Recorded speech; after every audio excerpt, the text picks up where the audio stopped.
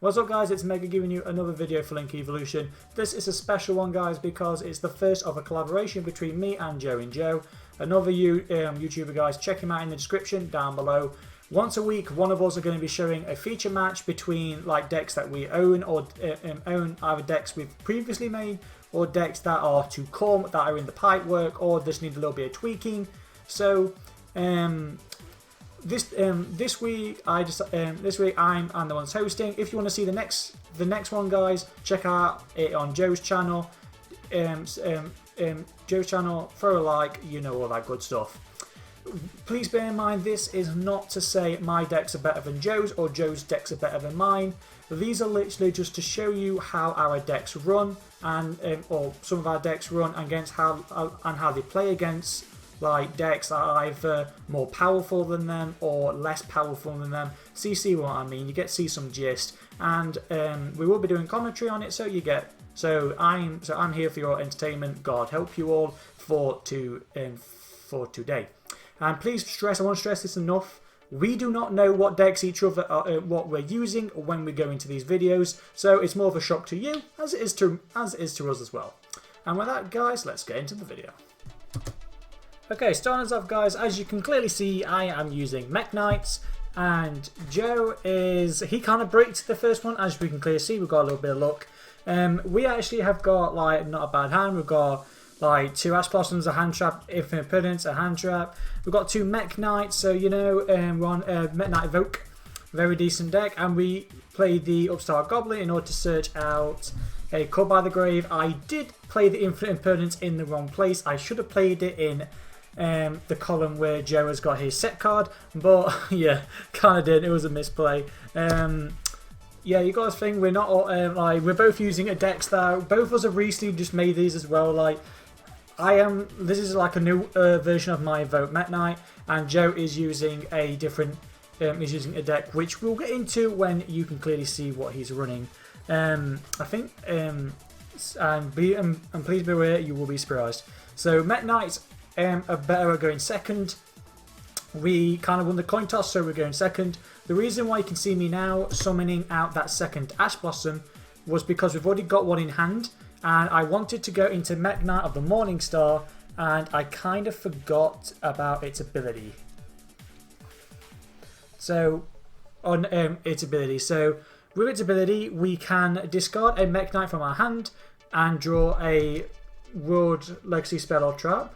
World Legacy Succession is the only one we have. It's like a monster reborn that you can pretty much put a monster next to a Link Monster's arrow.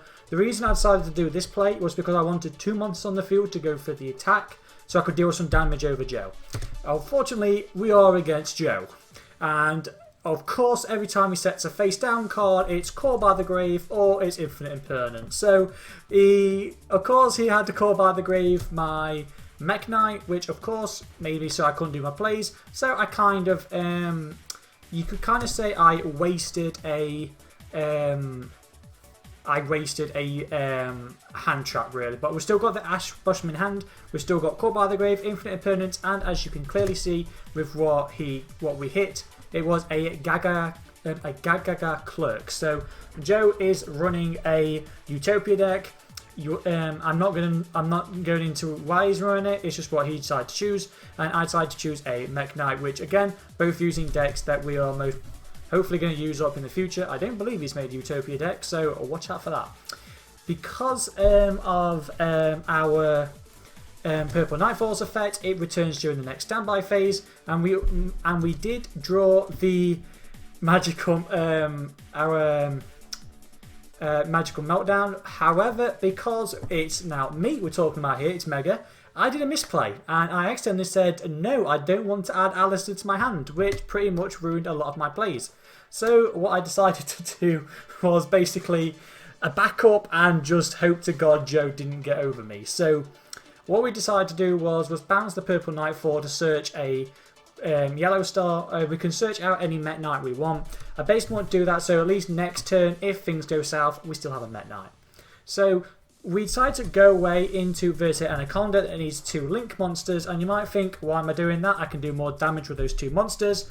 And the reason why is because Vertex Anaconda can summon out a boss monster that is near enough impossible to get over.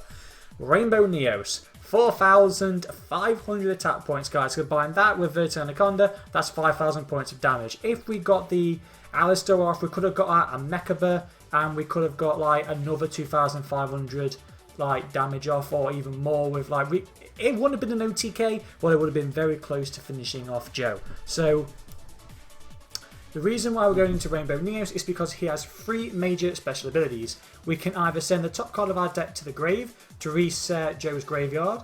We can send a spell or trap we have on the field to basically get rid of all of his back row, and the same with monsters. If we send a monster, we get rid of all of his monsters. So it just resets the board. So we decided to shuffle all of Joe's monsters back into, or Joe's cards into the graveyard, so it gives him a harder chance to find a certain card. And as you can see on Joe's side of the field, he activated Reinforcement of the Army, which of course made it so I had Ash, which of course lets him add a warrior. Ash Blossom shuts it down so he can't add it. And pretty much, like I say, Joe kind of bricked this, so he kind of had nothing. He saw the writing on the wall, and we won game 1. So, yeah, you might think, wait, Utopia versus Mekk Knights? Mekk Knights are going to win? Yeah, as if. You'd be surprised. So, because Joe lost the round 1, he gets to decide who's going first on round 2. As you can clearly see, he chose to make me go first, and Mekk Knights suck at going first. It's really their downside, and you might think, oh, why are you not running any side deck? I don't run side deck, so unfortunately I couldn't like side out. We didn't get any of the Alistair or the Invoke cards. We did get Magical Meltdown, so we could add the Alistair to do a Invoke play. However, he Ash Blossoms the Meltdown, which pretty much Upstart Goblin's our only chance, and we draw a Gamma Seal. Yeah, we have literally got nothing to get over Joe, so we just set the Cyclone and hope. Now this is where things are going to get complicated. So Joe is, like you can see, is clearly running a Gaga card using Onomatopoeia, which is basically broken in the TCG currently because of Adamancipator. But because we haven't got that, Joe's just running a pure one, so you get to see what it used to be. So he now gets to add up to 2 cards with the word Zubaba, Gagaga, and I believe in his hand. I don't know, something like that. There's some of those weird names like Gagaga, Go Go Go, Zubaba. I think no, it gets added a Go Go monster instead. So he added the Gagaga Clerk, and I believe he added the Dododo Glove. So he summoned Utopic Onomatopoeia, which means he now gets to special summon 1 of each of a Zubaba monster, a Gagaga monster, and a Go-Go-Go monster. So he summoned Go-Go-Go Dwarf, or whatever it's called, and the Zubaba Cha Go-Go-Go Coat. What names are these?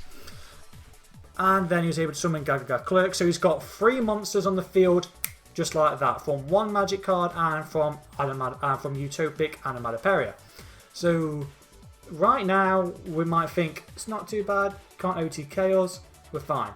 He decides to go into Tornado Dragon to pop my back row because he says and claims he doesn't trust me, and I completed the same thing about him. So he destroyed our only card, Cosmic Cyclone. We couldn't do much.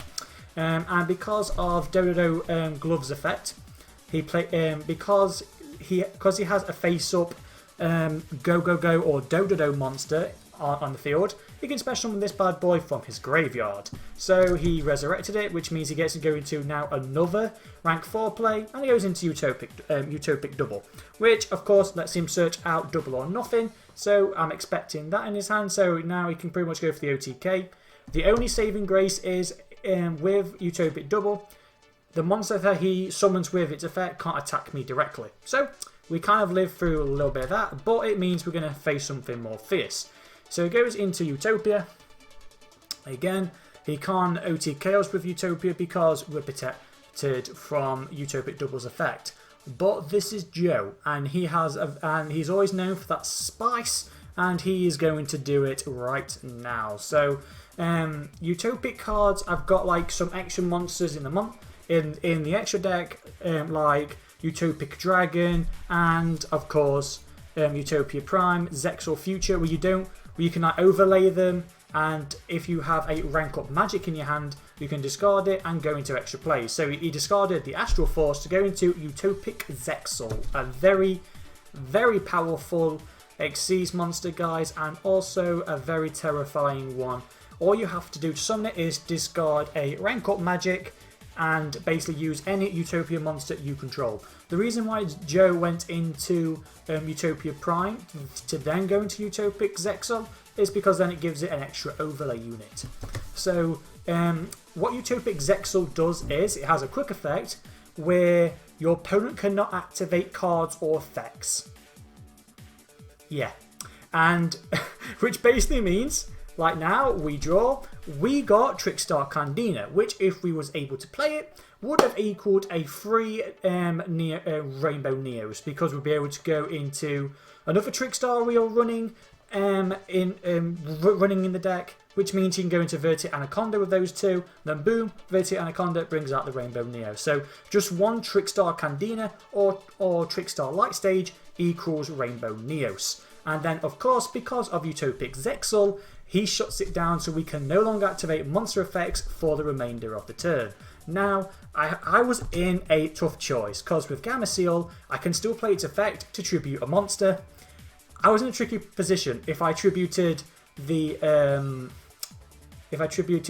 dragon, I guess I would be able to safely set World Legacy Suppression and summon Yellow Star to the field. However, his Zexal will be able to overpower it, and then next turn I'd literally be in the same situation again. Or I could Gameciel the Zexal monster and hope to God he doesn't play Tornado Dragon's effect before I can play my Mekk Knight. And I decided to go with the Utopic Zexal to get it out of the way, so in case he does miss the time or something, we can at least summon our Mekk Knight in defense mode. However, the second we set it, he does play Tornado Dragon's effect, realising there's two cards in the zone. He pops it. Yeah, that's literally all she wrote, guys. We can literally do nothing. I just summon out the Trickstar Candina. Effect can't trigger, obviously, because of Utopic Zexal. And we've seen the writing on the wall. And again, Joe won game 2. And you might think, wow, yeah, Utopic Zexal, guys. Easy to go into, as you've just seen, and a boss. Absolute animal. Shuts down your opponent, they can't do anything. So we lost game 2. So because we lost it, we get to decide who's going first. We make Joe go first, because obviously Mekk Knight Evoke Light's going second. We drew the Rainbow Dragon, which is of course a Garnet in your hand. You don't particularly want to see it, but Neo's Fusion does allow you to activate, does allow you to send cards from your hand, deck, and field to summon out Rainbow Neo. So it's not a total loss. We can still go into Rainbow Neos with it if we get the cards. So Joe activates Autonoma Pickup, which is lets him automatically search his Utopic Imperia. Also, he can target a Zubaba, Gaga, or Go-Go monster he has on the field. All monsters he has will gain that monster's level. So it's kind of a nice way if you run like the Gagaga Clerk and all that lot that has the different levels on Kid. You can just make them level 4s and go up to Xyz plays. And once again, he has Onomatopoeia, which again, like in the first duel, he is able to add Zubaba, he is able to add a Gagaga and Dodo. He pitches the Dwarf, so the Dwarf is in the graveyard. So because he will have a Gagaga or Dodo, he'll be able to best just summon it from the graveyard. And again, because he played Pickup, he was able to add Utopic Onomatopoeia.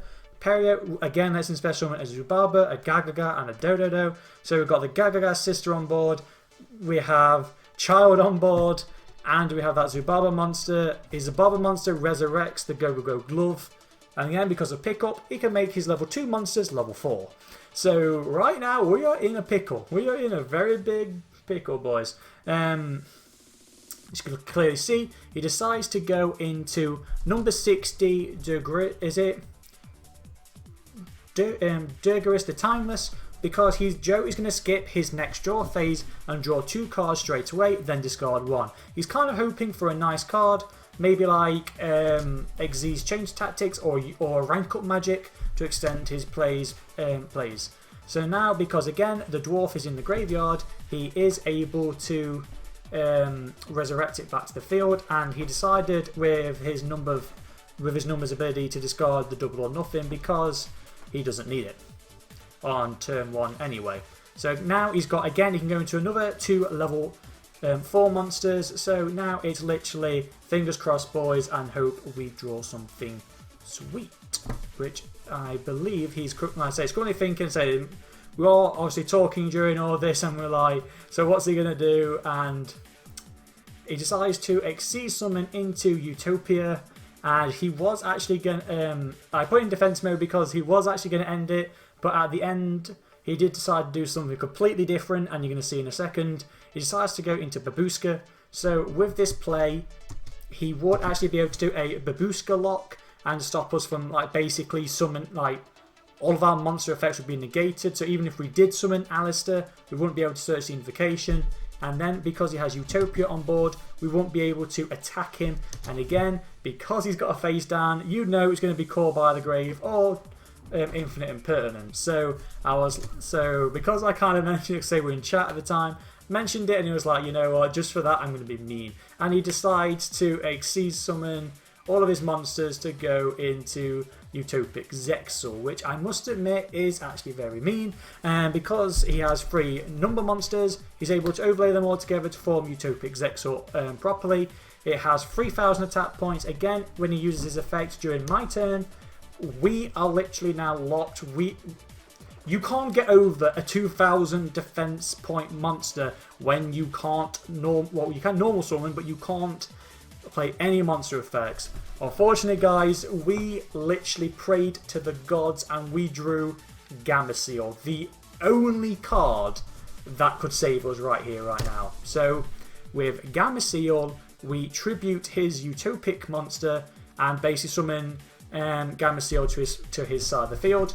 We still can't do anything because we're still under the Utopic Zexal's effect. However, Joe has skipped his draw phase because of his number 60 monster's effect. So all he can do is either card it in his hand and or just attack directly with Gameciel. That's all he can do. So he decides to just deal some damage and then end his turn. Still don't know what that face down card is. But now, because we can do plays, let's do some magic. So we're able to summon Magical Meltdown, which lets us obviously add Alistair to our hand. We obviously summon Alistair to search off the invocation. What we do is obviously the Upstart Goblin. It may give Joe an additional 1,000 attack points, but we get to search a card. We did draw World Legacy Suppression. So now, technically, we can't activate our invocation. I don't know why I couldn't activate it. Actually, no, I could activate invocation. I'm just going mad here. So I think I activate invocation. No, that was a different duel. I couldn't activate invocation. So I decide I think I go into invocation here. I'm thinking about what plays I could do. I went into invocation and brought out Mekk. So we use his Utopic Zexal and the Alistair that is on the field. We decided to use Alistair on the field because obviously we can use Invocation's effect and add it back to our hand. And I decided to use his Utopic Zexal because I do not want to see that thing as long as I live ever again in my life. And we bring out our own Omni-Negate in the form of a Mekk. So we activate Invocation's effect, bouncing Invocation back into our deck, and we get to add Alistair back into our hand. So right now, I just decide, next play, we've got him. Attack into Gameciel and literally end our turn. We've got a monster negate and we've got a spell negate, because obviously that's what Mekk is. You can just discard whatever card you have and negate whatever he's going to do. So I think he literally breaks here because obviously he didn't expect us to get rid of his Zexal. So he literally just passes. He's seen the writing on the wall. And this is it, guys. Now we summon out Alistair, summoning, so gets another invocation to our hand. He did draw the Ash Blossom. So with Ash Blossom, he is able to negate Alistair's effect, but we're able to use Mekk to shut down the Ash Blossom by sending our own Ash Blossom to the grave. So we still get to search off the invocation. Invocation we can now activate, I believe. Or is it now? No, I'm doing a different play. So I'm trying to do Monster Reborn here to bring out Gameciel. You'll see why in a little bit. but he decides to do Call by the Grave and get rid of our Gamma Seal, so, you know, we couldn't do that play. So I decided to do something a little bit sneaky and a little bit different. So what we decided to do is play Invocation, letting us use our Alistair plus one of our fire monsters, so one of our Ash Blossoms or his number 60. I decided to use his number 60 and we go into Purgatrio. Purgatrio, guys, is a nice little monster, but we can't OTK him. So what I decided to do is a little bit of spice, boys. Invocation adds back the Alistair back to our hand, and we decide to go into Verte Anaconda. Now, if we play Verte Anaconda's ability, we can summon out Rainbow Neos again, which is 4,500 attack points, just not quite enough to beat Joe. So, but because we've got the World Legacy Suppression in hand, which we drew, I think, a couple of turns ago, we're able to summon a monster next to Verte Anaconda's link. So that means we get to resurrect Mekk. And then we activate both of our Alistair's abilities, giving Mekk 1,000 attack points per an Alistair. So Mekk is sporting 4,500 attack points on himself, and Verte Anaconda sends in Rainbow Neos, which we send the Rainbow Dragon and the Neos to summon out Rainbow Neos himself. Boom! We now have a 9,500 attack points, enough to OTK Joe. And we are just managed to claw away with this feature match. Now, guys, by all means, this doesn't mean my deck is superior to Joe's.